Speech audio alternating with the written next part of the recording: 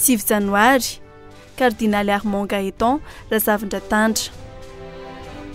Cardinaly malagasy fahatelo teo anivon'ny fiangonana katolika efa nitantana ny FFKM ray aman-dreny ara-panahy fantatry ny maro indrindra fa ny kristianina Cardinaly Armand Gaëtan Razavindratandra. Teraka ny zoma 7 aogositra 527 tao Manjakandriana izy. Ny taona 527 no tafiditra ny anatra tao amin'ny Grand Séminaire ity olo malaza iray ity no amasinina ho pretra teo amin'ny 720 taonany izy ny 17 Jolay 427.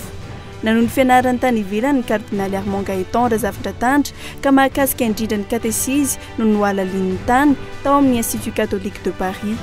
Tamin'ny fiverinany teto Madagasikara dia voatendry ho taleny fampianaram-pinoana teo anivon'ny fiangonana katolika ny tenany.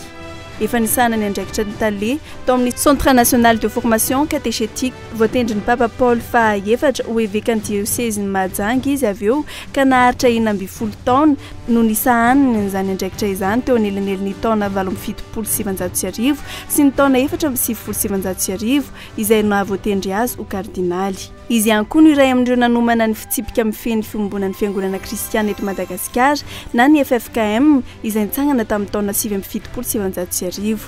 Efa voalaza teo aloha fa ny taona 1770 dia voatendry ho kardinaly ny Madagasikara ny évêque Armand Gaëtan Razavindratandra ka ny volana May no nametrahana azy ho arcevêque ny diocèse n'Antananarivo ary ny volana Novambra no nanendrena azy ho kardinaly ny Madagasikara.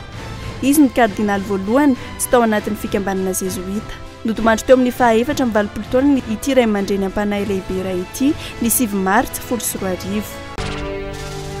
7 janoary 2020 nanomboka ny fivoriana tsy ara-potoana nataon'ny parlementan'y Tetezamita nandiniana indrindra ny lalàna mikasika ny voamera mahaleo tena momba ny fifidianana na ny CENI.